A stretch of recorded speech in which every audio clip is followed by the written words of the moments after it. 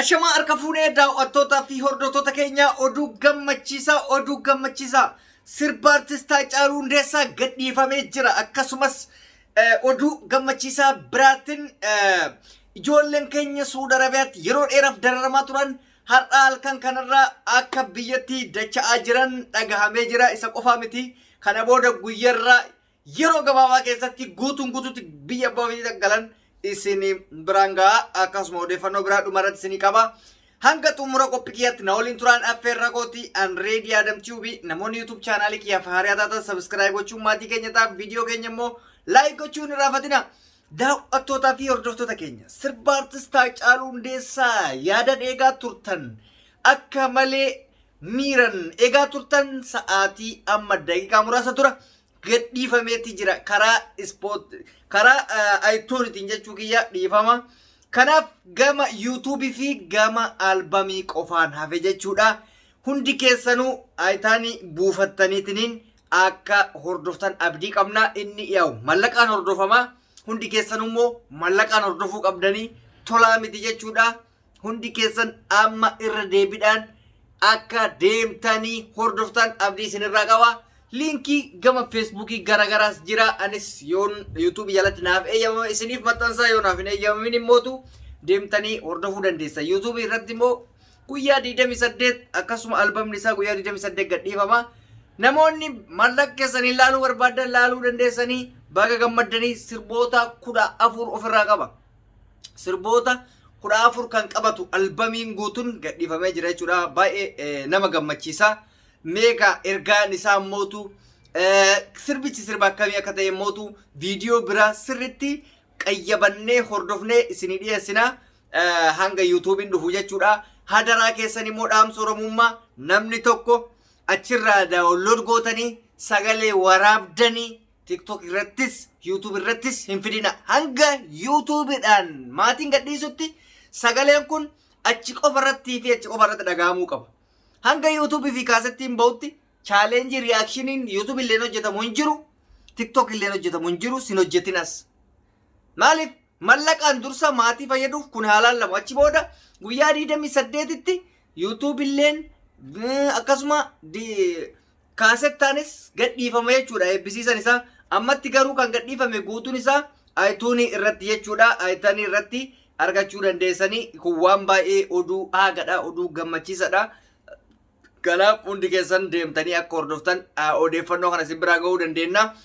Wanni biraa wanni jennu hin jiru. Haati manaasaa waan isiniin jette dhaamsa isiniif dhaamte hundi keessan dhageeffattan YouTube kiyya jalatti jedheen abdadha.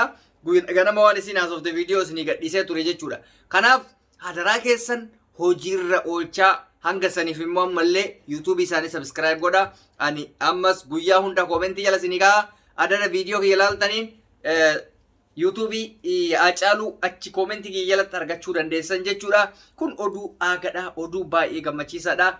Hundi keessanuu warri isin bira ga'ee hordofaa jirtan baga gammaddan, warri hin hordofnellee deematiniin hordofaa isiniin jenna.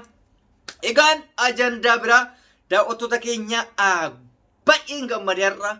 Maaliif qabsoon nuti goone iyyiinsi nuti iyyaa turre wanni nuti wacaa turre gatii guddaa argatee dhageettii guddaa argatee jira jechuudha. Boo'ichi kennas gatii argate. Maaliif ijoolleen keenya waggoota dheeraaf mana hidhaa Suudii keessatti dararaan hoo'an wantoota adda addaatiin dararamaa turan guyyaa har'aa haala ajaa'ibsiisaa ta'ee gara biyyaatti galaa jiranii. Isa qofaa miti guyyaarraa xiyyaaronni 8 xiyyaarri 4-5 akka galamu waadaan galamee jira jechuudha. Kanaaf warri har'a galtan baga gammaddanii, warri galaa jirtanillee rabbi nagaan isin haa galchuu. Kana booda dararamuun hin jiru jennee abdanna.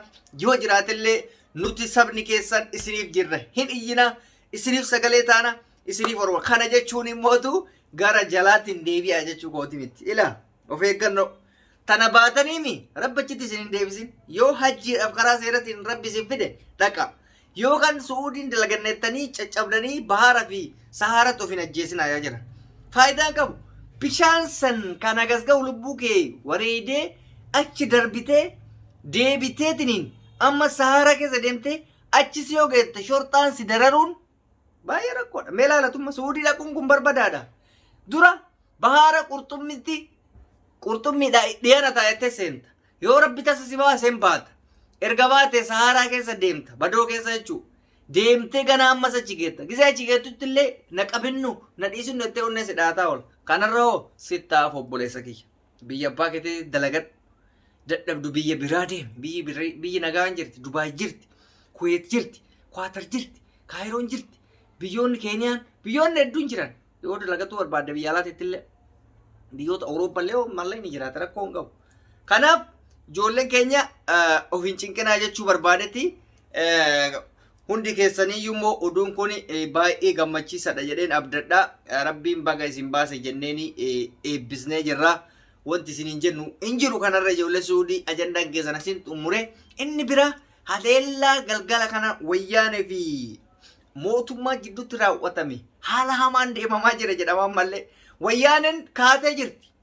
Wayyaaneen dura duute jennee nu taasaa ture sun amma bifa haaraan kaatee akkana godhaa jirti makalaaqaya.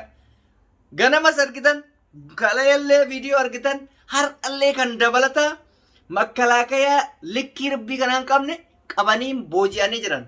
Xiyyaarallee argitan kaasam irratti waan isaan godhan daaraa godhan. Uummanni wayyaanee kun abboo badaadha.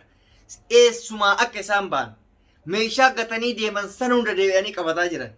Waraana mootummaan asii gad erge hunda meeshaa irraa hiikataa jiran. Keessa taree Geetaachoo Raddaa maal jedhe gargaarsa addunyaa nu barbaachisaa waraana waan nyaachuuf nu dhabne baay'ina isaaniitti irraa jedhe. Milaala waraana gas baay'atu san qabanii dhuguma qaamaan nyaachisan jarri tuni qotaan jirtu bocaan jirtu daldalaan jirtu. Tawfiitii fi riskii ummataatiin jiraatti bosona jirti. Waraana waan nyaachiif nu dhabee jedhan. Waraana mootu harka kennate tokko ajjeesuun seeraan ala hin danda'amu. Booji'amee erga jiraate mirgi isaa kabajamee fi akka booji'amaatti hidhama bas hidhaatti itti murtaa'a. Sinii galee soo uummanni kun waan nyaachisu dhabee jechuudha. Mootummaan immoo asii itti gad ergee miskiina waan isin ajaa'ibu keessa leenjii tokko hin qabnu jette namittiin takka. Leenjiin nuti qabnu ji'a ja'a qofa hoomaa waraanaatitti akka itti dhukaasnu barreessan irraa waan akka hin beeknu akka itti booji'an hin beeknu akka itti booji'aman hin beeknu. Akka itti waraana argitee lafoo qaban hin beeknu akka itti waraana xiyyaara qaban hin beeknu waraanaaf nu taaraa fuudhanii isinitti nu kennanii jedhan.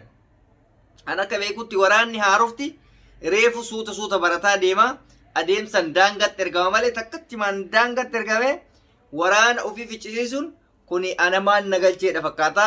Abiyyi waan ajaa'ibaatti waa'ee abaa'oo immoo yaa'u samuuna kana isiniif gabaasaa hin jiru. Wanti haaraan kan duraanitti irraa waan hin jirreefi odeeffannoo na dhaqqabes hin jiru yoo na dhaqqabe isin biraan gaa. Egaan daawwattootaa fi hordoftoota keenya Reedii Adam Tuubii qophiin har'a qabadhe kana fakkaata.